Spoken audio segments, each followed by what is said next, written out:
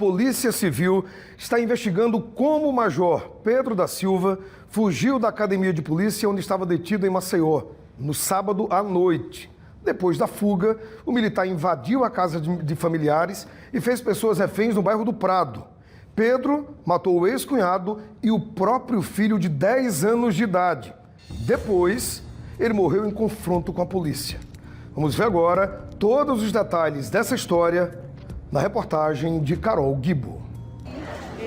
Foram horas de terror, medo e um fim trágico. 2 homens e uma criança mortos, numa cena que deixou até os policiais chocados. É um local extremamente horrível de se ver. Está praticamente uma carnificina, onde um elemento em surto psicótico, de forma totalmente destemperada, toma refém a sua família.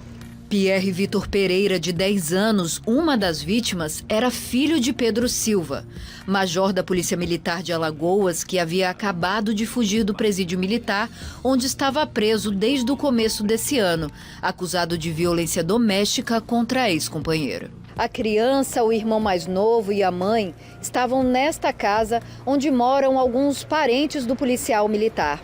A família tinha saído de Palmeira dos Índios, no interior de Alagoas, até a capital Maceió para visitar o homem na prisão.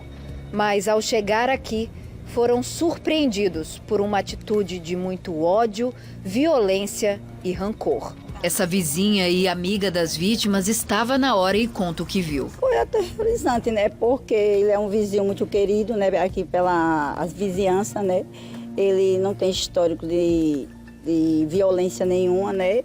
E isso daí foi muito triste, porque foi cena de filme, né?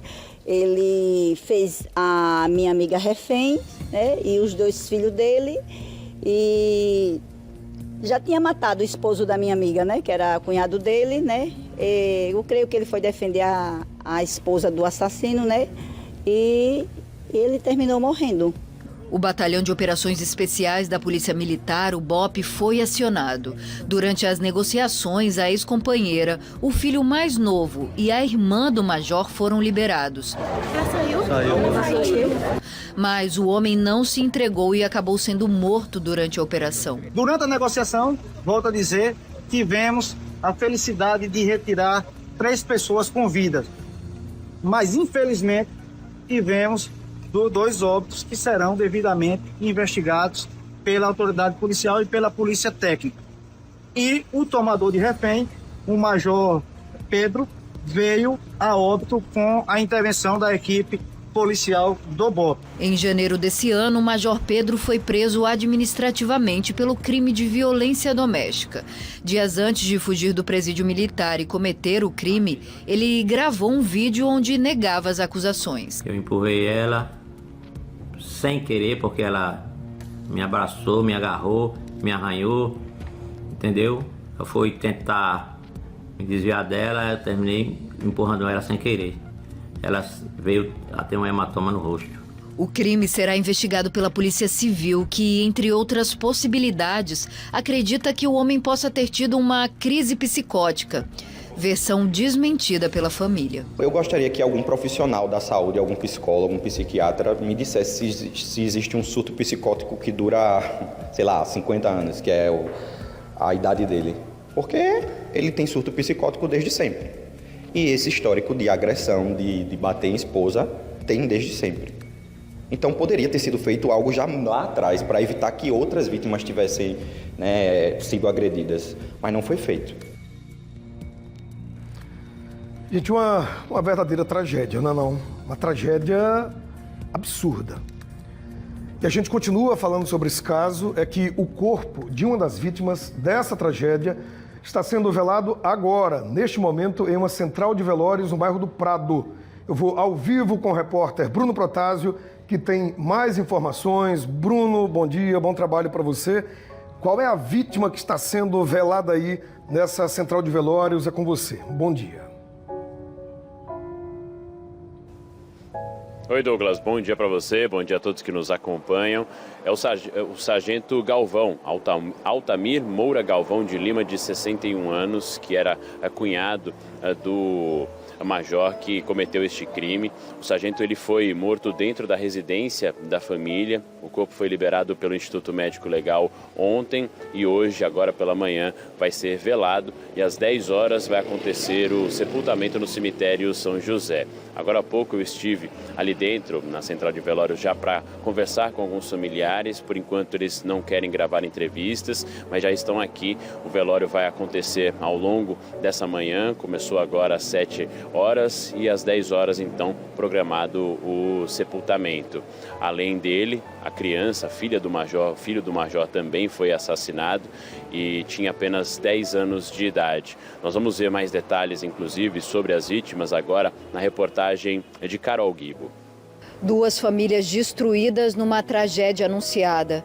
Apesar de ser querido entre vizinhos e amigos, o policial militar era um homem abusivo, mas, segundo a família, só entre 4 paredes. O sobrinho do major e filho do sargento Altamir Moura, uma das vítimas, diz que o criminoso tinha 2 faces. Era um histórico de 25 anos, sendo agressivo com essa esposa, né? Espancando, batendo. Já teve muitos episódios assim, horríveis, lá em Palmeira dos Índios, né? Que é onde eles residiam. Ele já chegou a cortar o cabelo dela no meio da rua, ele já fez coisas horríveis assim, né? Ele também sempre foi agressivo com as outras mulheres, todas, desde as namoradas até as que ele casou. Inclusive, uma das que ele casou, ele chegou a atirar na perna dela. Fruto dessa relação conturbada, o pequeno Pierre era o filho do meio e manteve a inocência até a hora da morte. A minha mãe e a minha tia conseguiram correr para se trancar no quarto e nesse quarto tinha uma janela que dava para a cozinha. Ele começou a quebrar essa janela para tentar entrar por lá.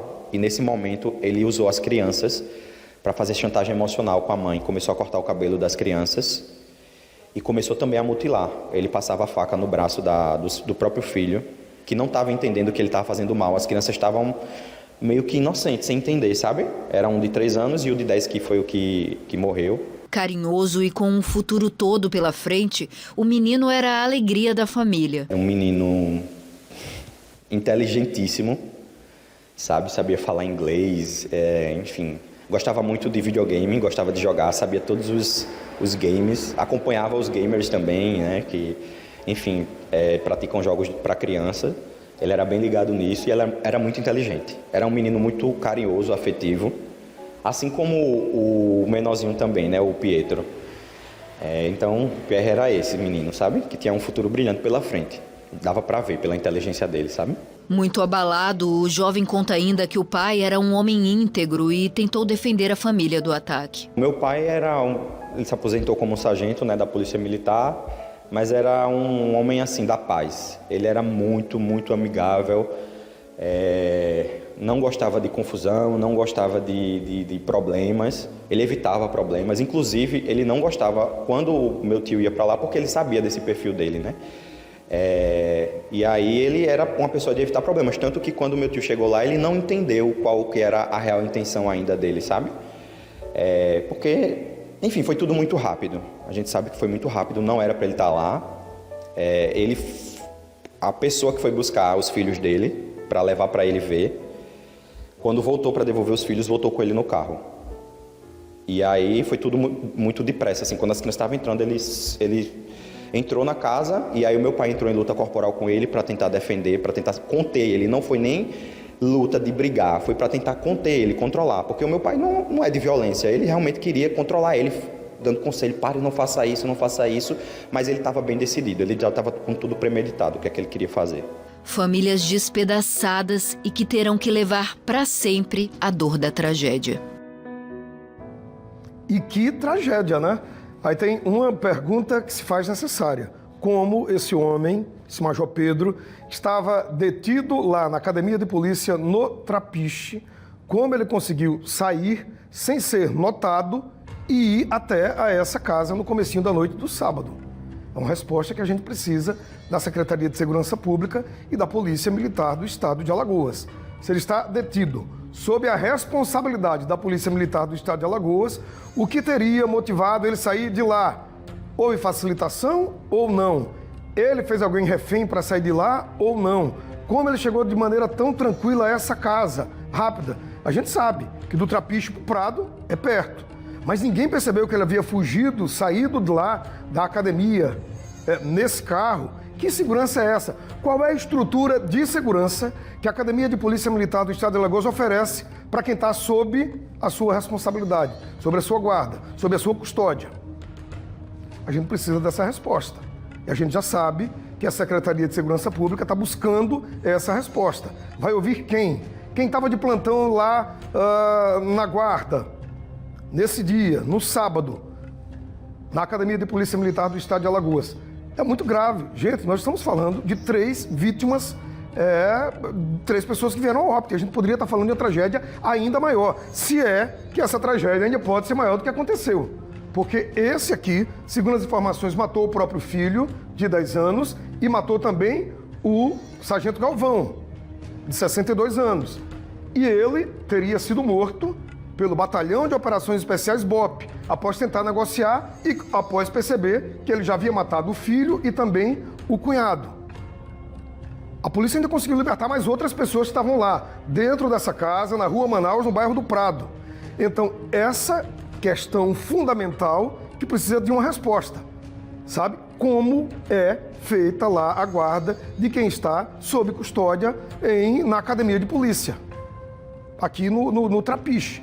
Porque foi uma facilidade absurda. Resultado da história, essa tragédia com 3 mortes que a gente está falando. A gente vai continuar acompanhando essa história. Qualquer novidade a gente traz. Se tivermos um pronunciamento oficial da Polícia Militar do Estado de Alagoas sobre essa história, como é que funciona lá a guarda dessas pessoas? Ele estava detido desde janeiro. Fevereiro, março, abril, maio, junho. 5 meses. É normal ficar 5 meses lá detido? Quem faz a guarda? Como é que funciona? Pode ter celular lá dentro? Porque ele gravou um vídeo, e a gente acabou de ver na reportagem, dizendo o que teria acontecido, que essa agressão ele não teria capacidade de ter feito, que ele apenas encostou nela, ela caiu e teve um hematoma. Vocês viram bem a gravação dele, feita no finzinho de maio. Então, pode ter celular lá, qualquer pessoa pode entrar, ele está só detido, entre aspas, e pode sair, pode voltar? A gente precisa dessa resposta da Polícia Militar do Estado de Alagoas e da Secretaria de Segurança Pública, porque isso é muito grave, isso é muito sério. Olha do que a gente está falando, de uma tragédia com 3 mortes, e poderia ser algo ainda mais grave. A gente vai continuar acompanhando. Qualquer novidade, se a gente tiver um posicionamento da Polícia Militar de Alagoas, da Secretaria de Segurança Pública, sobre o que vai acontecer a partir de agora, tem outros policiais lá, sob a custódia da Polícia Militar de Alagoas, na Academia de Polícia, a gente aguarda essa resposta o mais rápido possível. Porque a gente está falando de uma enorme tragédia que aconteceu sábado aqui na nossa capital, Maceió.